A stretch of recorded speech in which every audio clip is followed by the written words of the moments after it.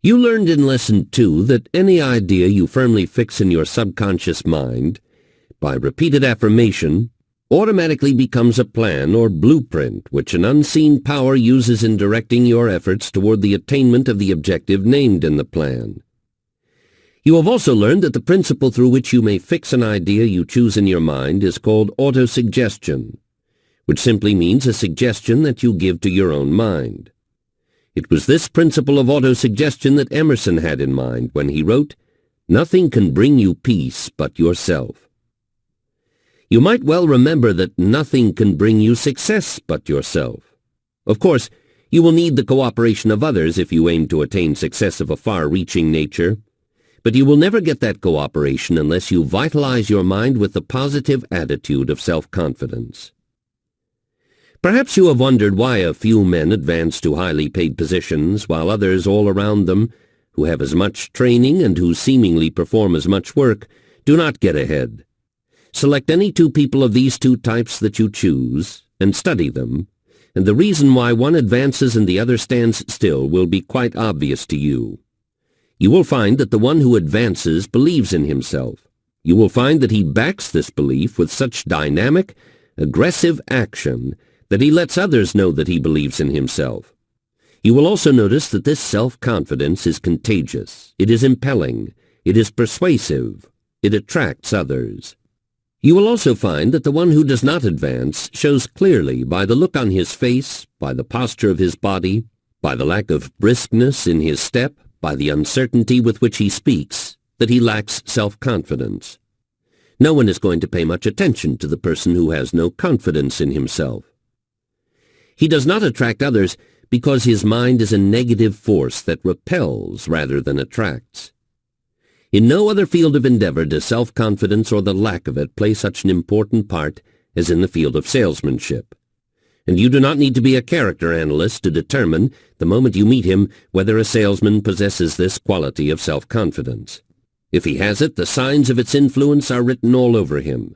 He inspires you with confidence in him and in the goods he is selling the moment he speaks. We come now to the point at which you are ready to take hold of the principle of autosuggestion and make direct use of it in developing yourself into a positive and dynamic and self-reliant person. You are instructed to copy the following formula, sign it, and commit it to memory. Self-confidence formula. First, I know that I have the ability to achieve the objective of my definite purpose. Therefore, I demand of myself persistent, aggressive, and continuous action toward its attainment. Second, I realize that the dominating thoughts of my mind eventually reproduce themselves in outward bodily action and gradually transform themselves into physical reality. Therefore, I will concentrate my mind for 30 minutes daily upon the task of thinking of the person I intend to be, by creating a mental picture of this person and then transforming that picture into reality through practical service. Third, I know that through the principle of autosuggestion, any desire that I persistently hold in my mind will eventually seek expression through some practical means of realizing it. Therefore, I shall devote 10 minutes daily to demanding of myself the development of the factors named in the 16 lessons of this reading course on the law of success. Fourth, I have clearly mapped out and written down a description of my definite purpose in life for the coming 5 years. I have set a price on my services for each of these 5 years, a price that I intend to earn and receive through strict application of the principle of efficient, satisfactory service which I will render in advance. Fifth, I fully realize that no wealth or position can long endure unless built upon truth and justice. Therefore, I will engage in no transaction which does not benefit all whom it affects. I will succeed by attracting to me the forces I wish to use and the cooperation of other people. I will induce others to serve me because I will first serve them. I will eliminate hatred, envy, jealousy, selfishness, and cynicism by developing love for all humanity, because I know that a negative attitude toward others can never bring me success. I will cause others to believe in me because I will believe in them and in myself. I will sign my name to this formula, commit it to memory, and repeat it aloud once a day with full faith that it will gradually influence my entire life, so that I will become a successful and happy worker in my chosen field of endeavor. Signed. Before you sign your name to this formula, make sure that you intend to carry out its instructions. Back of this formula lies a law that no man can explain. The psychologists refer to this law as autosuggestion, and let it go at that. But you should bear in mind one point about which there is no uncertainty, and that is the fact that whatever this law is, it actually works. Another point to be kept in mind is the fact that just as electricity will turn the wheels of industry and serve mankind in a million other ways, or snuff out life if wrongly applied, so will this principle of autosuggestion lead you up the mountainside of peace and prosperity, or down into the valley of misery and poverty, according to the application you make of it. If you fill your mind with doubt and unbelief in your ability to achieve, then the principle of autosuggestion takes this spirit of unbelief and sets it up in your subconscious mind as your dominating thought, and slowly but surely draws you into the whirlpool of failure. But if you fill your mind with radiant self-confidence, the principle of autosuggestion takes this belief and sets it up as your dominating thought, and helps you master the obstacles that fall in your way until you reach the mountaintop of success. The power of habit.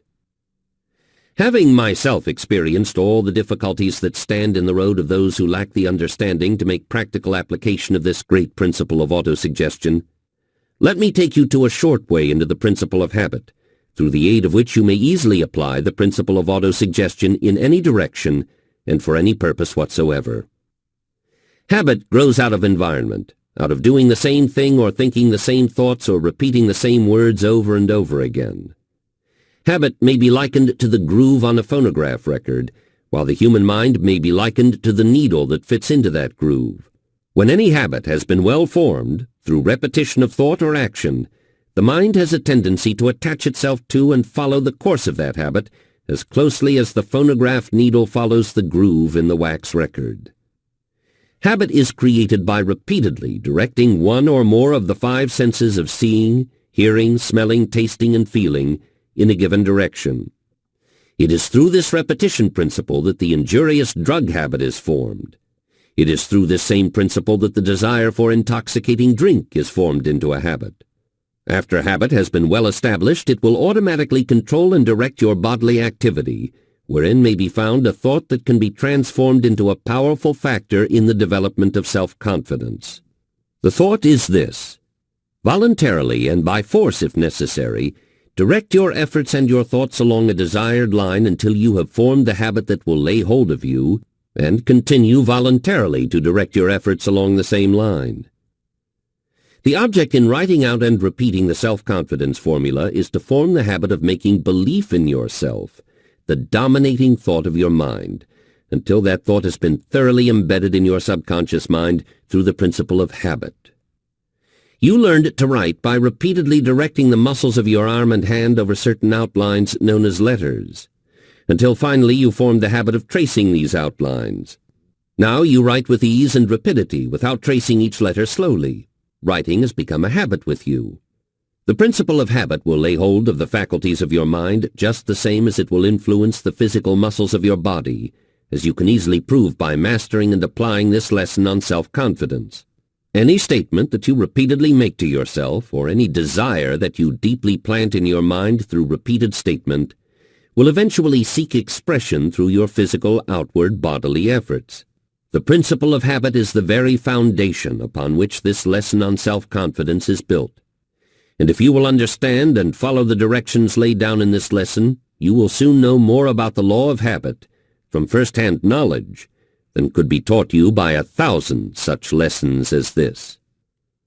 You have but little conception of the possibilities which lie sleeping within you, awaiting but the awakening hand of vision to arouse you.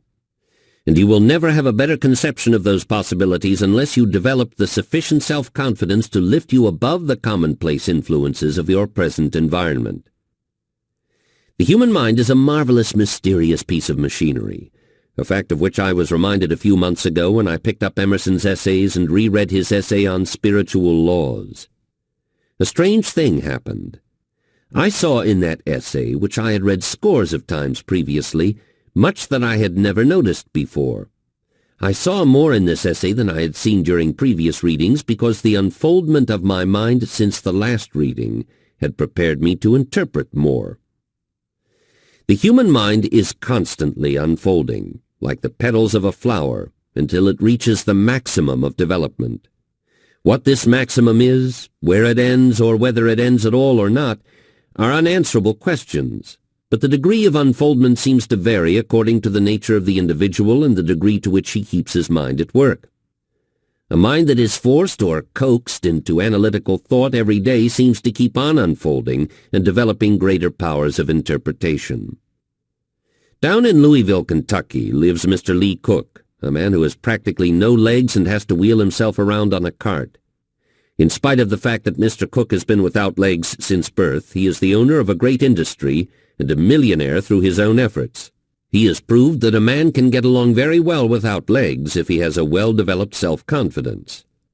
In the city of New York, one may see a strong, able-bodied, and able-headed young man without legs rolling himself down Fifth Avenue every afternoon, with cap in hand, begging for a living.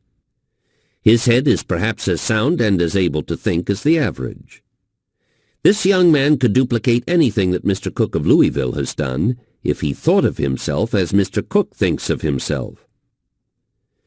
Henry Ford owns more millions of dollars than he will ever need or use. Not so many years ago he was working as a laborer in a machine shop, with but little schooling and without capital. Scores of other men, some of them with better organized brains than his, worked near him. Ford threw off the poverty consciousness, developed confidence in himself, thought of success, and attained it. Those who worked around him could have done as well if they had thought as he did. Milo C. Jones of Wisconsin was stricken down with paralysis a few years ago. So bad was the stroke that he could not turn himself in bed or move a muscle of his body. His physical body was useless, but there was nothing wrong with his brain, so it began to function in earnest, probably for the first time in its existence. Lying flat on his back in bed, Mr. Jones made that brain create a definite purpose. That purpose was prosaic and humble enough in nature, but it was definite, and it was a purpose, something that he had never known before. His definite purpose was to make pork sausage. Calling his family around him, he told of his plans and began directing them and carrying the plans into action. With nothing to aid him except a sound mind and plenty of self-confidence, Milo C. Jones spread the name and reputation of Little Pig Sausage all over the United States and accumulated a fortune besides. All this was accomplished after paralysis had made it impossible for him to work with his hands. Where thought prevails, power may be found. Henry Ford has made millions of dollars and is still making millions of dollars each year because he believed in Henry Ford and transformed that belief into a definite purpose and backed that purpose with a definite plan. The other machinists who worked along with Ford during the early days of his career visioned nothing but a weekly pay envelope, and that was all they ever got. They demanded nothing out of the ordinary of themselves. If you want to get more, be sure to demand more of yourself. Notice that this demand is to be made on yourself. There comes to mind a well-known poem whose author expressed a great psychological truth. If you think you are beaten, you are. If you think you dare not, you don't. If you like to win, but you think you can't, it is almost certain you won't. If you think you'll lose, you've lost, for out of the world we find success begins with a fellow's will. It's all in the state of the mind. If you think you are outclassed, you are. You've got to think high to rise. You've got to be sure of yourself before you can ever win a prize. Life's battles don't always go to the stronger or faster man, but sooner or late the man who wins is the man who thinks he can. It can do no harm if you commit this poem to memory and use it as a part of your working equipment in the development of self-confidence. Somewhere in your makeup there is a subtle something which, if it were aroused by the proper outside influence, would carry you to heights of achievement such as you have never before anticipated. Just as a master player can take hold of a violin and cause that instrument to pour forth the most beautiful and entrancing strains of music, so is there some outside influence that can lay hold of your mind and cause you to go forth into the field of your chosen endeavor and play a glorious symphony of success. No man knows what hidden forces lie dormant within you. You yourself do not know your capacity for achievement, and you never will know until you come in contact with that particular stimulus which arouses you to greater action and extends your vision, develops your self-confidence, and moves you with a deeper desire to achieve.